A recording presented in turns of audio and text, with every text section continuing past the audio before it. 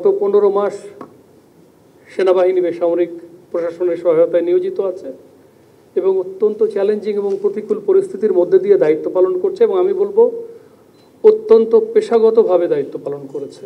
যে কিছু স্বার্থান্বেষী মহল সেনাবাহিনী, বিশেষ করে সেনাবাহিনীর নেতৃত্বকে প্রশ্নবিদ্ধ করার জন্য মিথ্যা, বানোয়াট এবং উদ্দেশ্য প্রণোদিতভাবে অপপ্রচার চালাচ্ছে, এটা দুঃখজনক।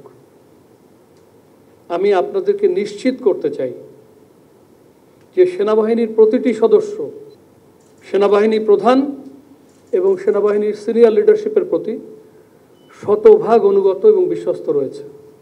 আগের যে কোনো সময়ের তুলনায় সেনাবাহিনী এখন আরও বেশি ঐক্যবদ্ধ এবং আমাদের ভ্রাতৃত্ববোধ এখন আরও বেশি।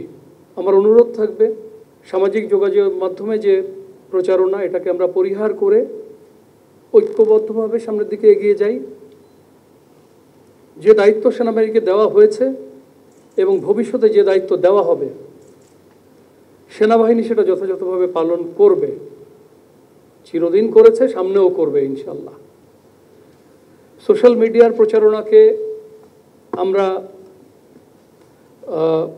এর বিরুদ্ধে কিছু করাটা আসলে খুব প্রয়োজন আছে বলে আমি মনে করি না, যদিও আমাদের নিজস্ব ওয়েবসাইট আছে, আমরা কি করছি আমরা সেখানে উল্লেখ করি।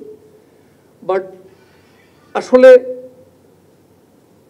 মিথ্যাকে বিতাড়িত করার জন্য সত্যই যথেষ্ট, এবং আমরা সত্য দিয়েই সেটাকে প্রমাণ করতে চাই, আমরা কাজের মাধ্যমে প্রমাণ করতে চাই।